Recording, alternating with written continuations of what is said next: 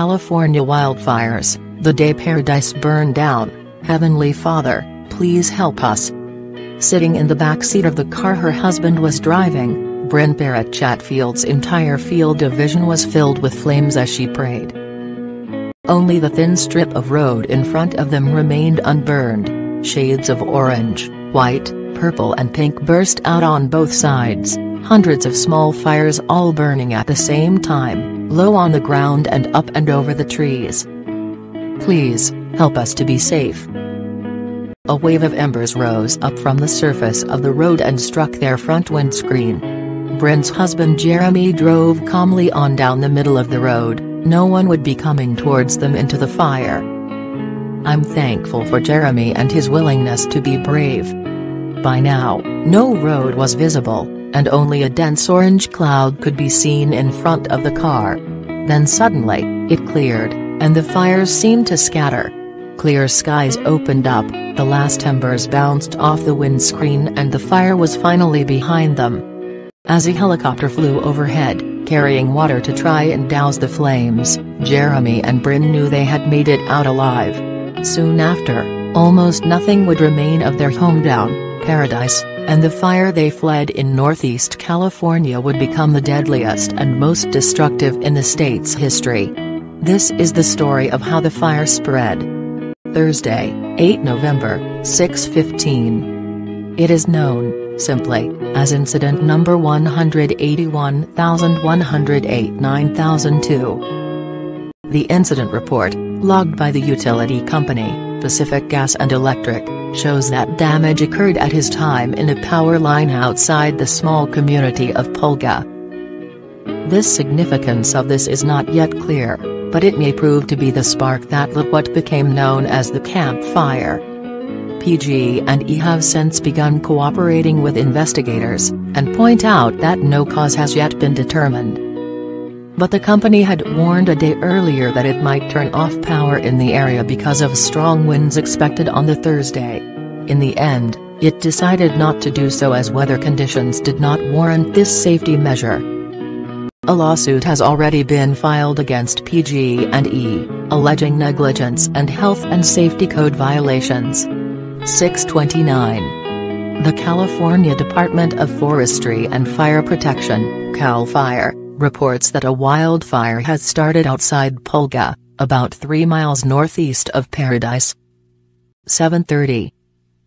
Staff at the Adventist Health Feather River Hospital in Paradise, about 25 miles from Pulga in the foothills of the Sierra Nevada mountains, are warned that the Camp Fire is getting close to town and that they should evacuate their patients. One nurse, Tamara Ferguson, is carrying out checks on new mothers in the maternity ward alongside a new trainee.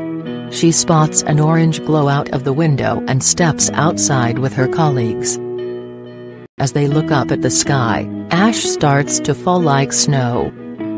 She and other hospital staff, including surgical nurse Karen Davis, begin to move the hospital's 67 patients into any vehicle they can find. 7:50. Sorrel Bobrink is waking up at home in Paradise when she receives a phone call from a friend.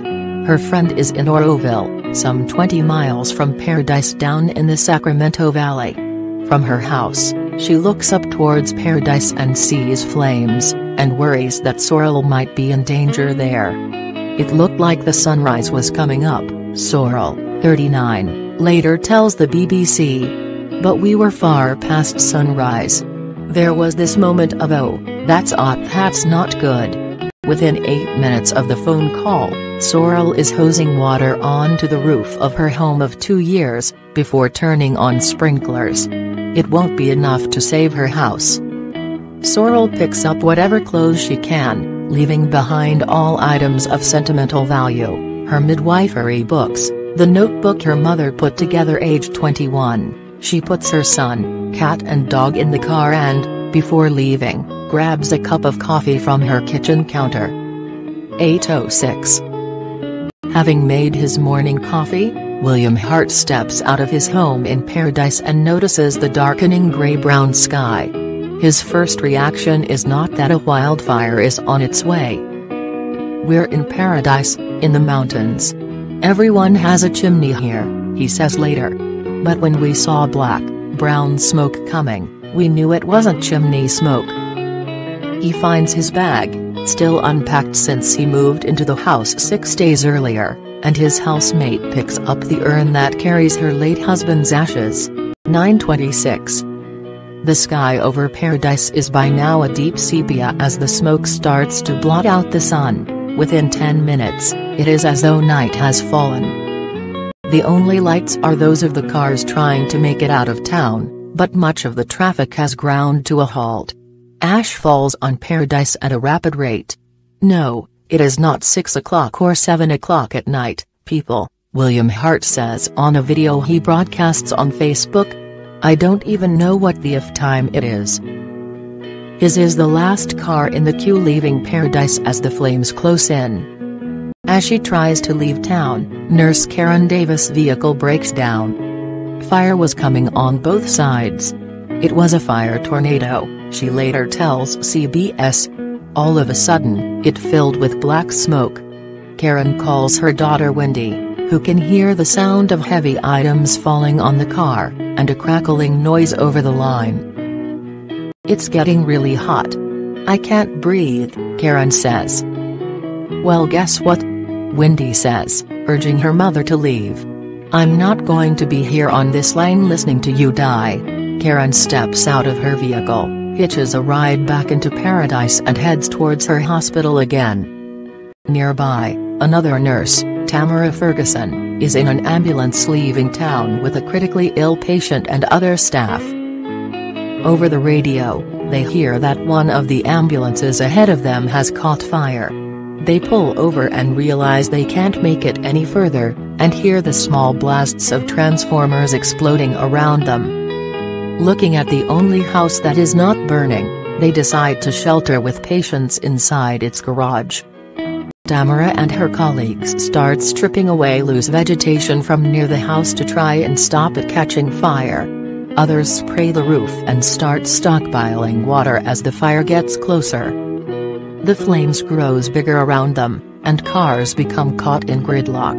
Tamara calls family members, telling them how she loves them, how sorry she is for mistakes she may have made. She asks her eldest daughters to look after their youngest siblings. When she finally makes contact with her boyfriend, he tries to calm her down and tells her to breathe slowly. "Babe, there's no way I'm going to survive this," she replies. 10:37 onwards, Sorrel Bob Rink, her son, cat and dog are moving north out of Paradise, but the fire creeps ever closer into the road, reducing it from a 5-lane highway into one with 2 lanes, and slowing traffic just as people want to move more quickly. Sorrel knows that each decision she makes could be fatal. She knows there is a section in the road up ahead that is not surrounded by trees.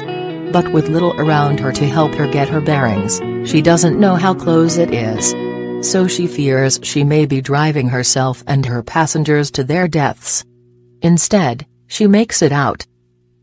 So too do the nurses, who return with their patients to the Adventist Health Feather River Hospital in Paradise, despite the fire getting closer there.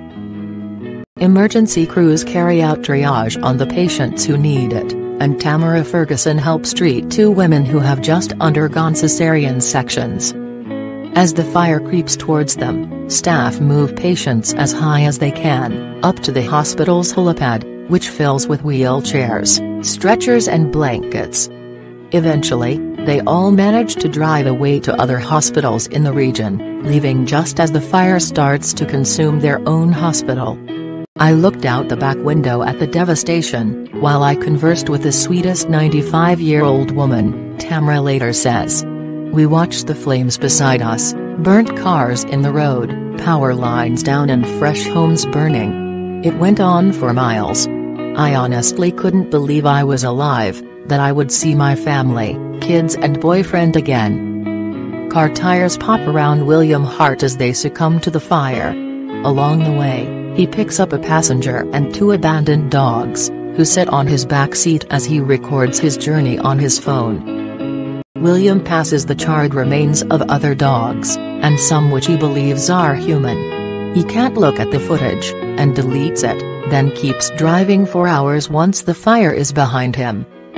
At least 71 people were killed, many as they became trapped in their cars as the fire surrounded them. Within only a day and a half of its starting, the Camp Fire destroyed more properties than any other fire in California before it. More on the California fires. "Boys, this is paradise." Those are the words, according to local legend, that led to the small mill town gaining its name in the 1860s. William Leonard and his crew are said to have just returned from delivering lumber to a mill when he sat down underneath a pine tree, looked out at the view, and spoke those words.